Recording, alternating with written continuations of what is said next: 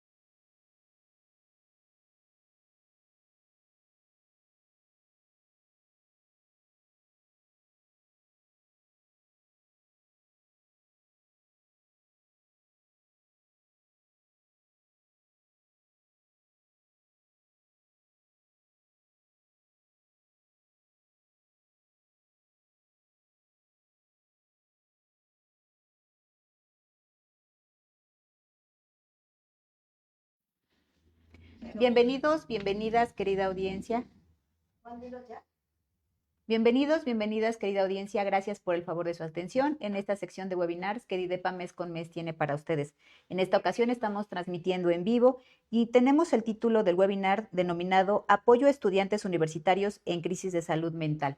Y el objetivo de este webinar es fortalecer en los docentes universitarios la capacidad de identificar tempranamente las señales de crisis en la salud mental de sus estudiantes y actuar de forma empática y oportuna, canalizándolos adecuadamente a los apoyos institucionales para favorecer su bienestar y permanencia académica.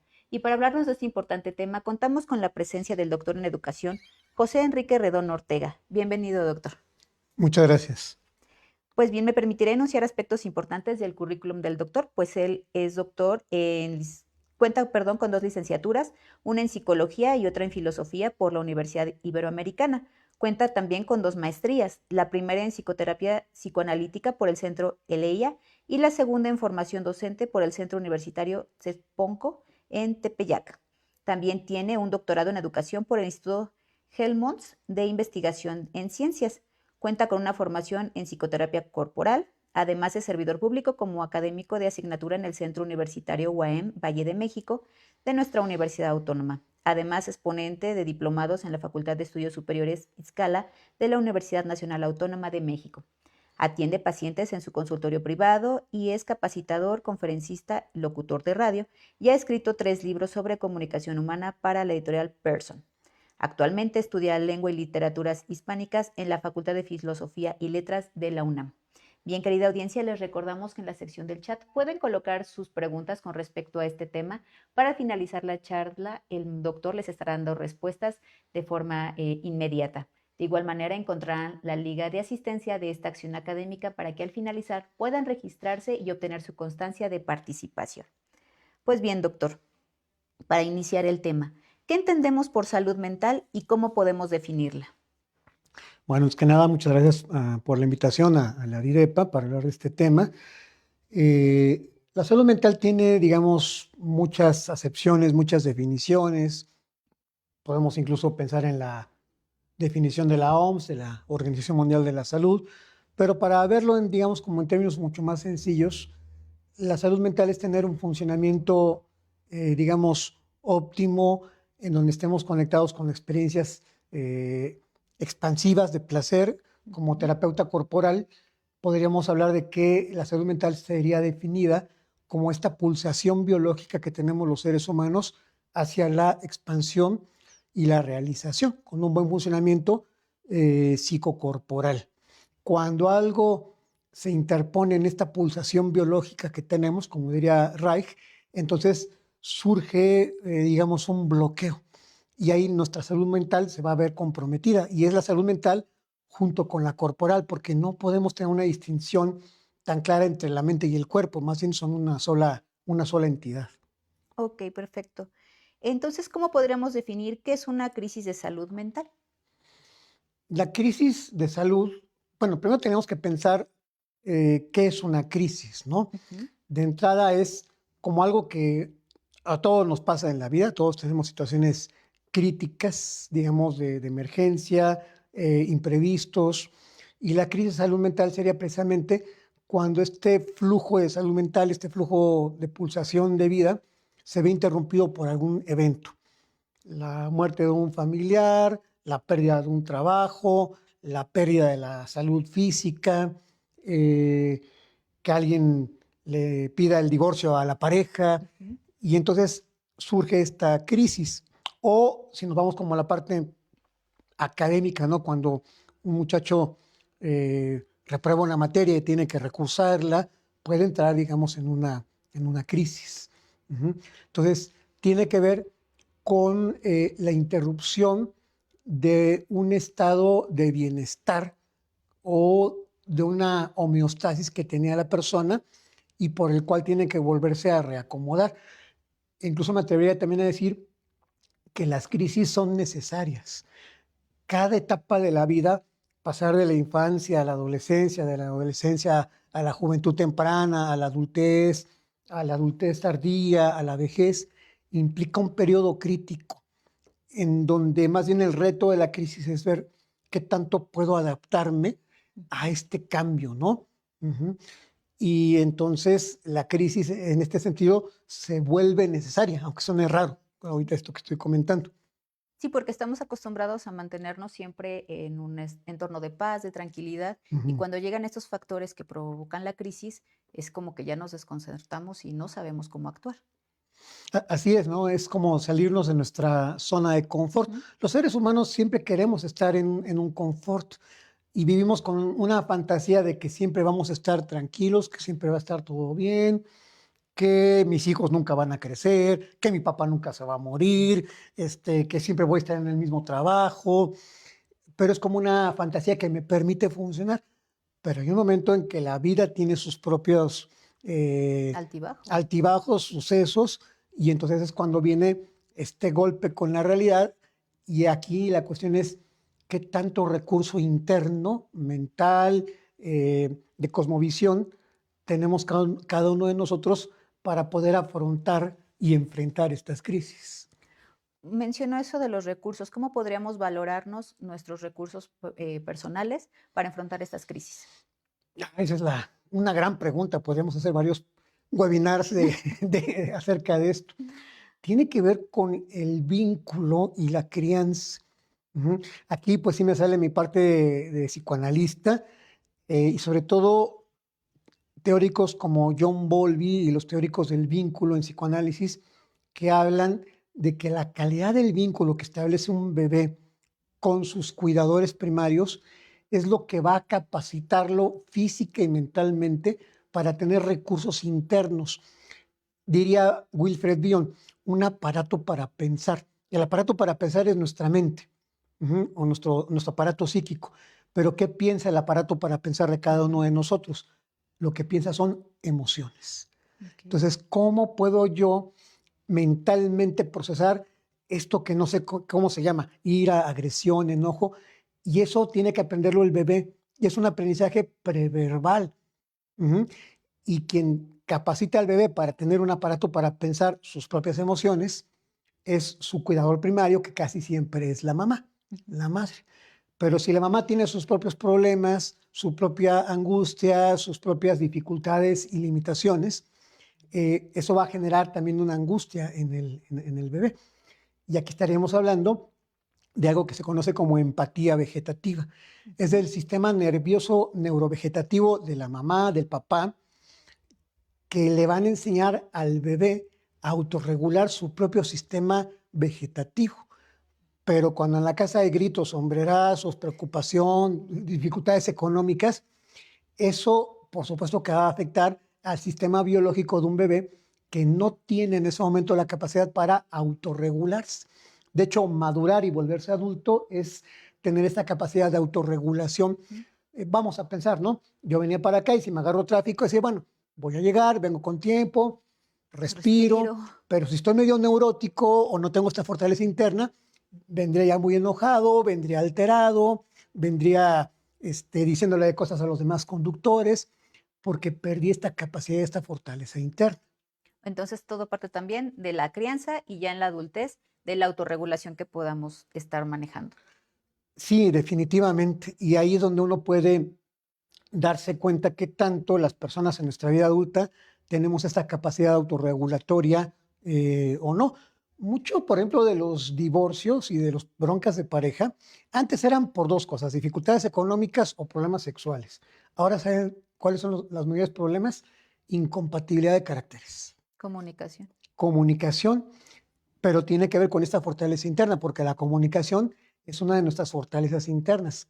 ¿Cómo puedo comunicarle al otro cómo me estoy sintiendo y qué me está pasando con lo que el otro está haciendo? Y sin embargo, ¿qué tienes? Nada. Ah, bueno. ¿Te dice algo? No. Pero la señal no verbal dice otra cosa totalmente, ¿no? Pero el otro también interpreta de, me dijo no, que no es nada, sigo con mi vida. Sí, ay, no, Ya. ahí estoy y no hay problema. Pero cuando sabemos que sí está pasando algo. Ujú. Claro, doctor, disculpe, ¿la salud mental y el bienestar emocional están relacionados? Sí, definitivamente. No son lo mismo, pero tienen una relación. Em, es una palabra, voy a cambiar la semántica, ¿no? En lugar de bienestar emocional, estar bien Ujú. emocionalmente, ¿no? Y también voy a jugar con otra palabra, aparte de bienestar, bien ser. Ok. O sea, no nada más es un estar, sino un ser. En español tenemos esta Ujú. diferencia entre el ser y el estar. Porque una cosa es, no debo decir estoy contento o estoy triste, a decir si soy feliz o soy desgraciado. Eh, Ok. eh, el estar tiene que ver más bien con una situación como más de tipo existencial, emocional, y el ser tiene que ver con algo mucho más profundo.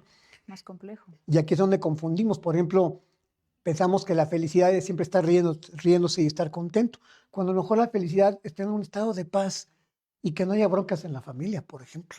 Claro. Que el hombre pueda llegar a su casa, descansar después de todas las broncas del trabajo y no estar oyendo reclamos, ¿no? Ujú. Por ejemplo, ¿no? Entonces, hay una relación entre el bienestar emocional y la salud mental y si me permite agregar, no son gratuitos. O sea, la salud mental y el bienestar emocional son producto del trabajo interno personal. Ahí como decía Emiliano Zapata, que la tierra es de quien la trabaja, Ujú. La felicidad igual. la felicidad, el bienestar emocional es de quien trabaja en ello. El otro día me preguntaba una persona que estaba en tratamiento, bueno, ¿cómo puedo hacer para sentirme un poco mejor? Respira. Ujú. Estás alterado, estás tenso.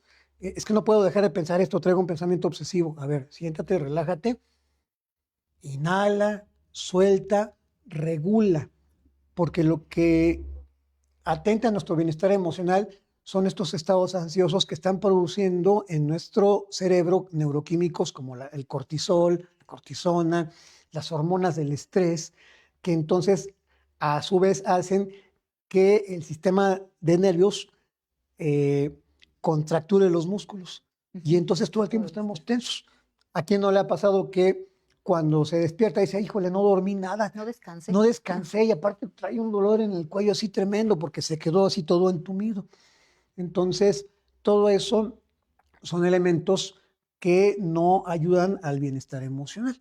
Entonces, Eso también, he visto que mucha gente se está casando con ideas negativas y con esos estados de estrés para ujú. sentirse como que están activos. ¿Cómo pueden autorregularse o por qué esa necesidad de estar estresados siempre?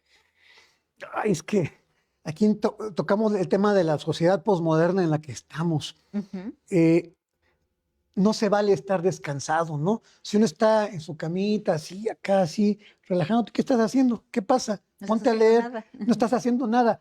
Cuando uno sí está haciendo algo, hay una actividad mental, emocional de regulación cuando uno está en un estado de descanso o como diría Ron Kurz, en un estado de mindfulness. Ujú. Mindfulness es enfocar la mente.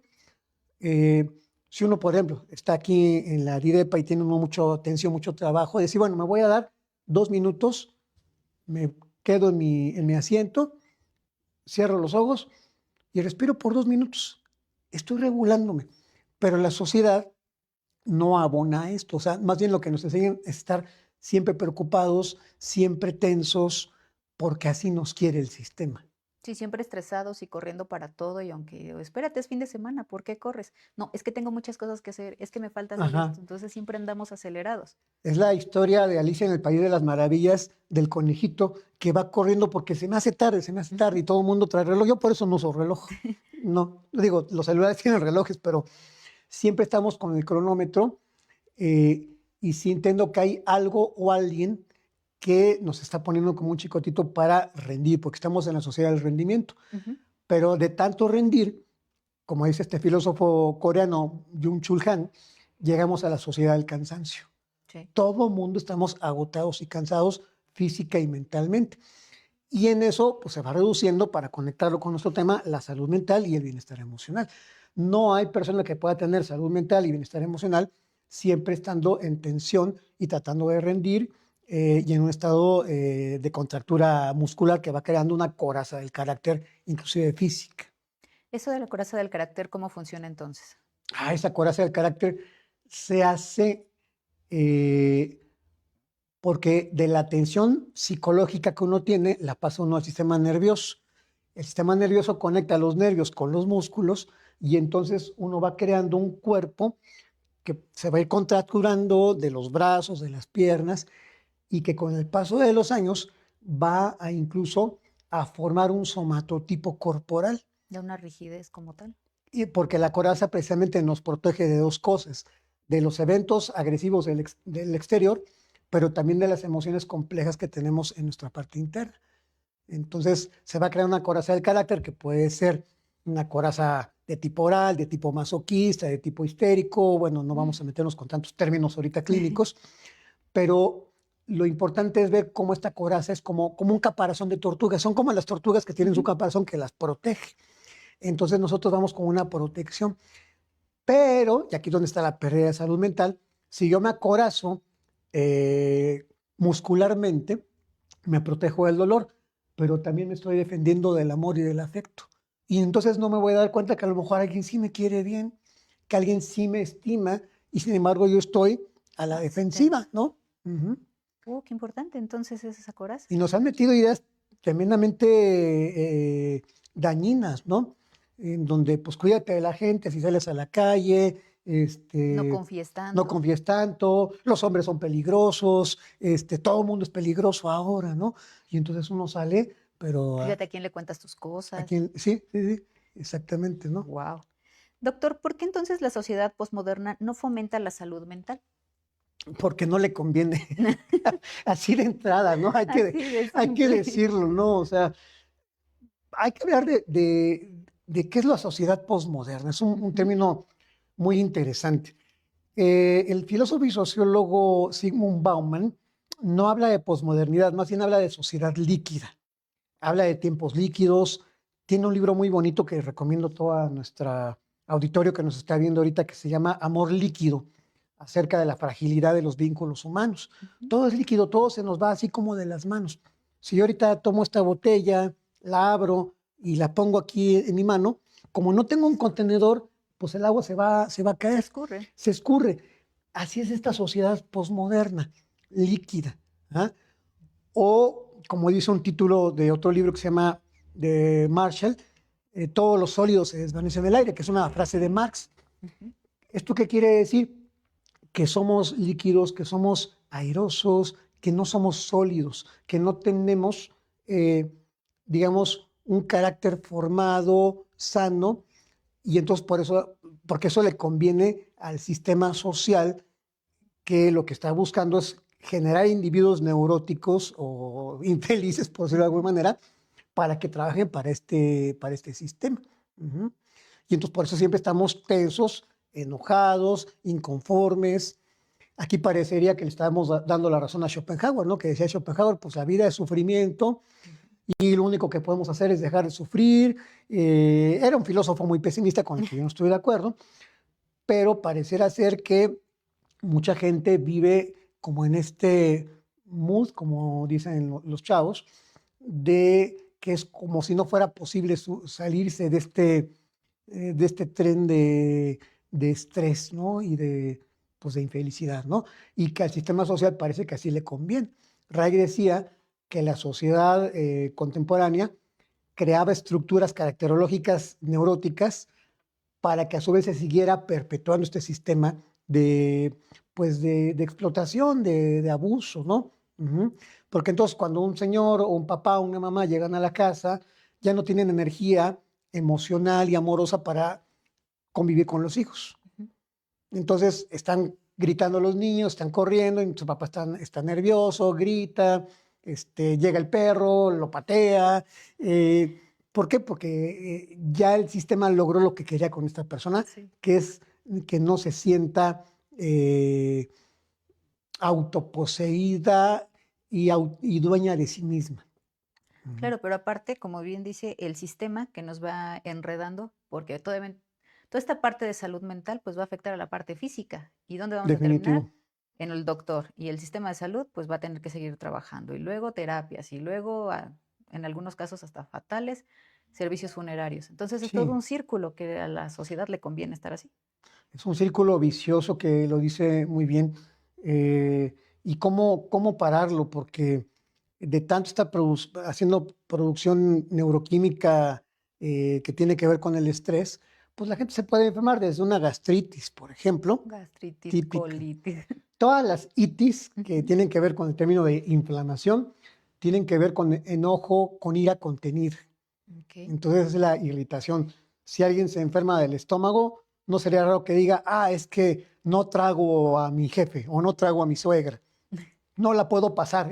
Tenemos luego expresiones verbales que hablan sobre funciones corporales, ¿no? Ujú. O me enfermo de la vista, digo, es que a fulanito no lo puedo ni ver, ¿no? Y es literal. Y es literal, ¿no?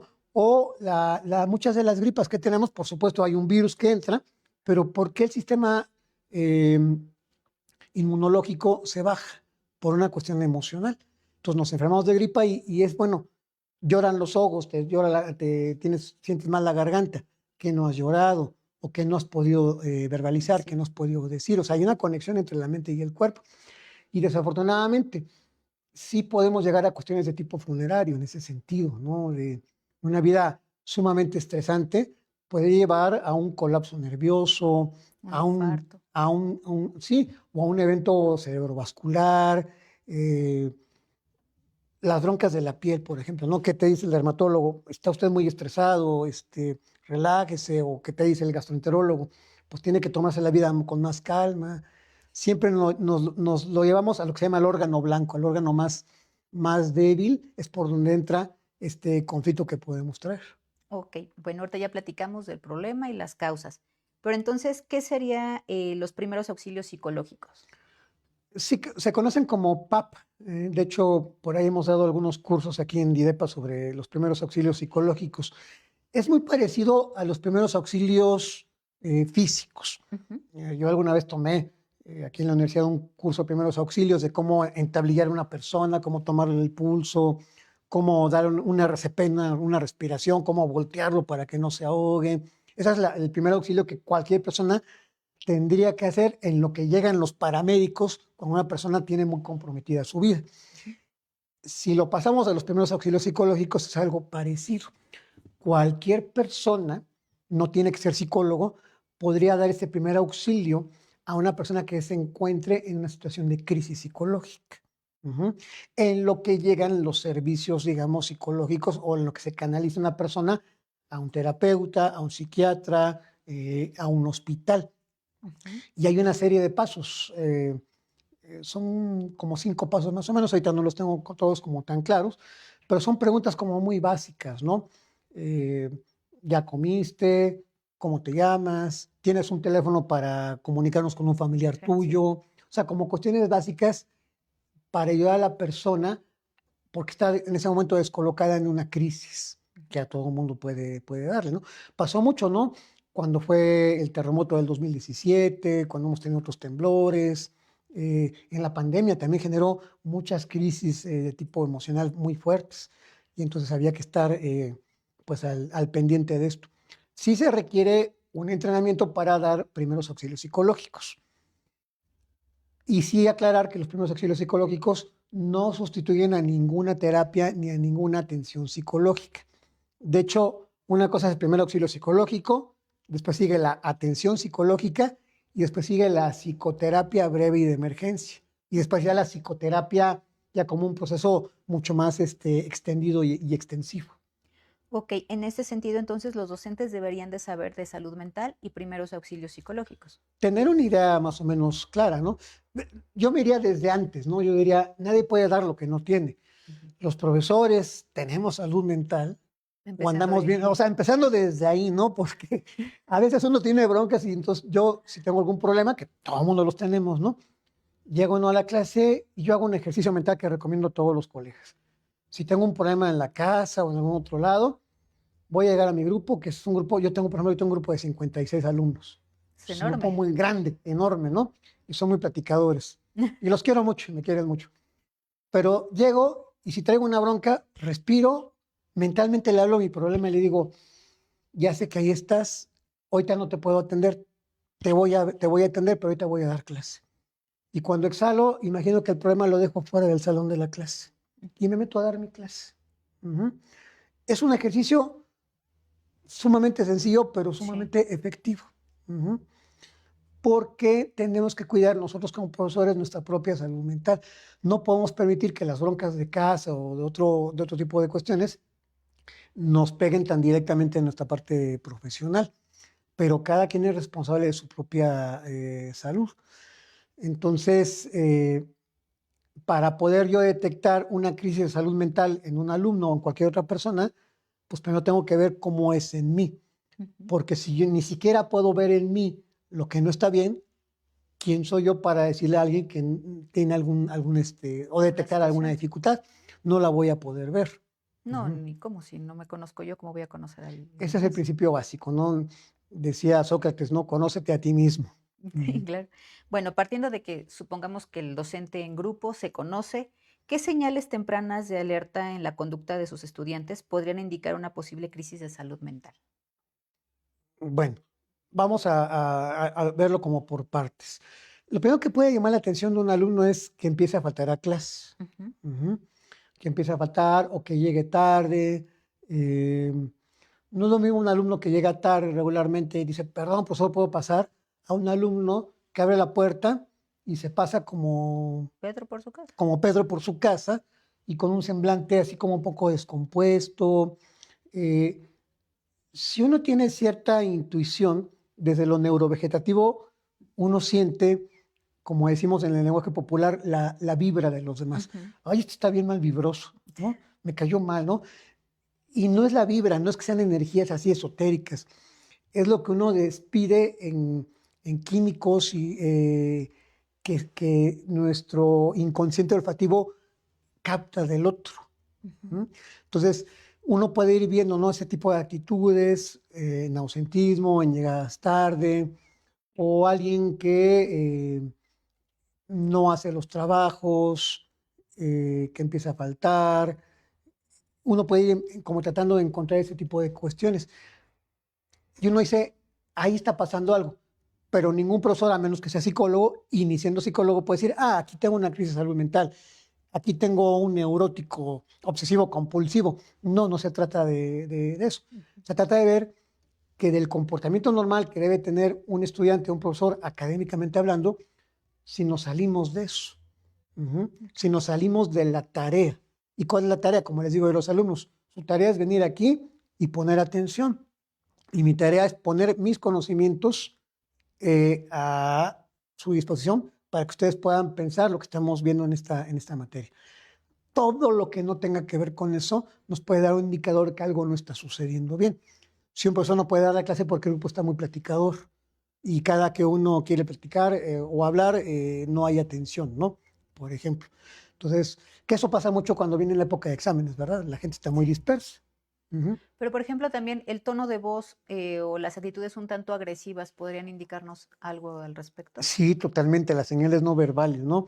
El tono de la voz, la actitud de reto, ujú, eh, puede ser un indicador, ¿no? De este tipo de cuestiones, ¿no?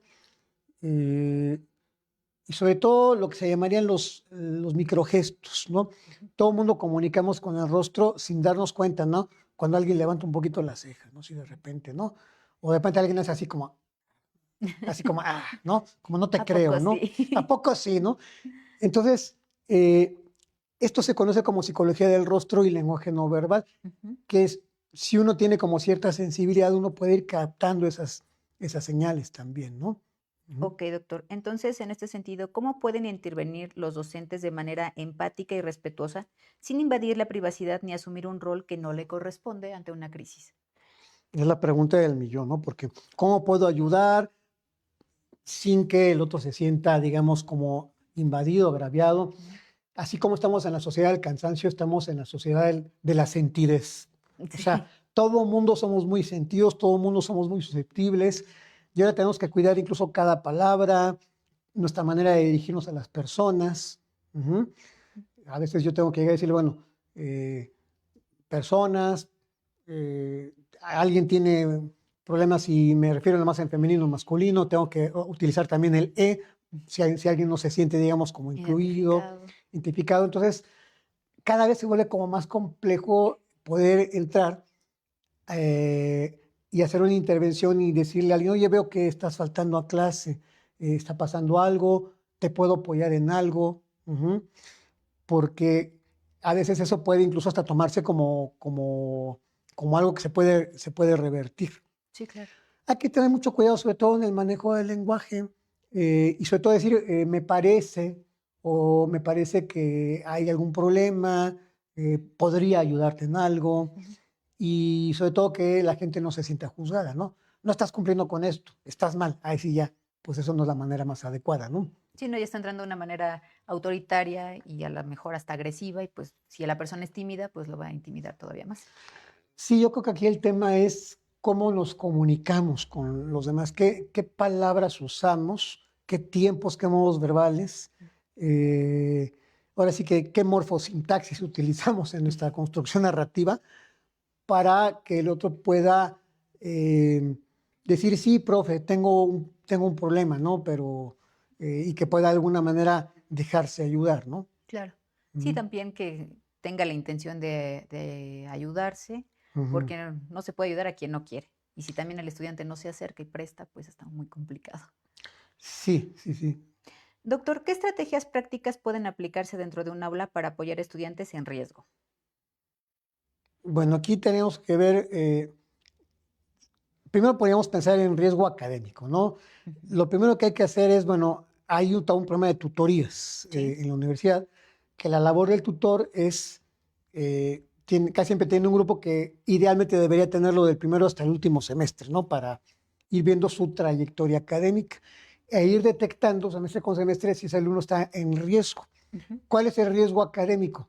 Pues que deje de estudiar, que se salga de la universidad, es como el primer riesgo, ¿no? Que sería como el riesgo que le toca a la universidad eh, vigilar en sus alumnos. Pero seguramente aquí también estamos hablando de otro tipo de riesgos, ¿no? No nada más el riesgo de dejar de estudiar, ¿no? Sino el riesgo, digamos, como de perder la salud, otro tipo de riesgos. Aquí la cuestión yo creo que es saber canalizar. Si yo veo que hay un alumno que tiene un problema emocional fuerte, severo, eh, inmediatamente no hay que hacerle ni al héroe, ni al confidente, ni para nada. Es decir, oye, ¿estarías de acuerdo que te mandáramos con el psicólogo o la psicóloga del centro universitario, de la facultad? Porque ahí te pueden apoyar. ¿No? Irlos canalizando Y solamente. la canalización, creo que eso es bien importante, saber canalizar. Y yo creo que ahí el profesor, el docente, es quizás la persona que está más cercana, que tiene más contacto con el alumno, que puede decir, a este chico hay que canalizarlo. Porque si no se da cuenta el profe, ¿quién se da cuenta, no?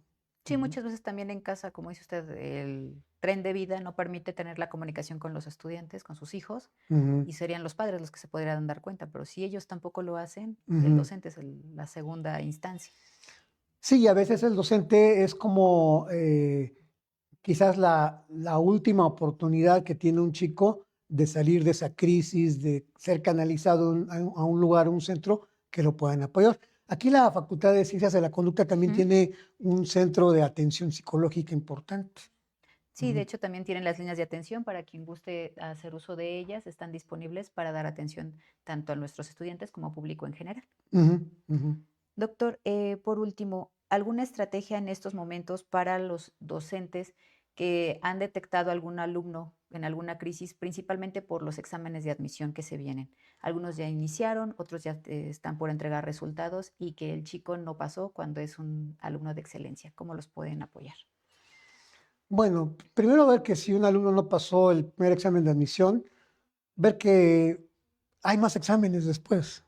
O sea, como no se acaba el mundo si tienes que entrar al siguiente ciclo escolar. Yo sé que a lo mejor esto no es consuelo para muchos, ¿no? Ujú. Pero ver que no es tan, no se acaba el mundo en ese sentido, ¿no? Si alguien no puede entrar a la universidad de entrada, quizás hizo falta más estudio, se puso uno nervioso, etcétera, ¿no? Eso es como lo primero que podría uno tener. Eh, También hay casos en donde se presentan, por ejemplo, mucho crisis de ansiedad, no en los alumnos que están haciendo el examen de admisión, sino en alumnos que ya están, ¿no? En alguna facultad, en alguna escuela. Eh, y ahí lo que se recomienda es pues, que se tome la ayuda terapéutica con los psicólogos, pero ya en el caso de ataques de ansiedad, yo ahí se recomendaría, eh, no sé si sea vía la Facultad de Medicina o el sistema, digamos, público de salud, Ujú. una interconsulta con el médico psiquiatra, Ok, porque son los únicos que pueden prescribir ansiolíticos y antidepresivos, que son muy buenos. El problema es que la gente tiene la idea de que, es que doctor, me voy a volver muy dependiente del antidepresivo, por eso no me lo tomo, por eso no me tomo el ansiolítico o el antipsicótico. No, al contrario, ayudan muchísimo los psicofármacos a enderezar el funcionamiento neuroquímico del cerebro. Y todo mundo tenemos el riesgo de repente de tener un descalabro así, ¿eh? O sea, nadie sí, estamos claro. exentos. Voy a hacer un comentario que a lo mejor puede ser un poco gracioso. El ser psicólogo, licenciado maestro doctor en psicología, no es un certificado de salud mental. O sea, los psicólogos tampoco están exentos de tener una buena salud mental y bienestar emocional.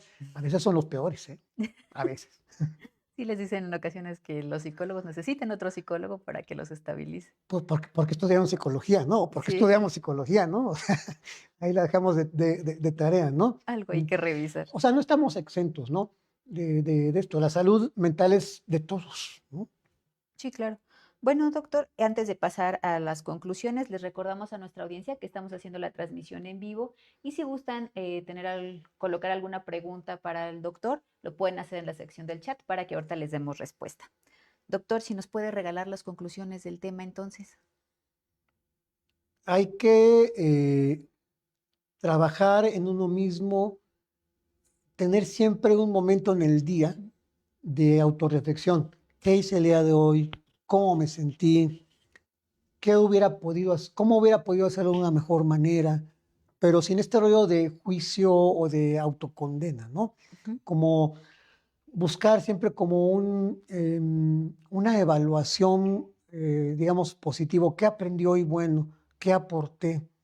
Como fomentar el autoanálisis en las personas, porque esta sociedad y este sistema tampoco fomenta que la gente se autoanalice, ¿no? Siempre estamos como viéndonos hacia afuera y reconocer que a veces nos toca apoyar y a veces toca que nos apoyen, que no siempre tenemos que ser fuertes. Claro. Esta es una frase que como les puede luego a algunas personas que les digo en tratamiento, no siempre tienes que ser la fuerte.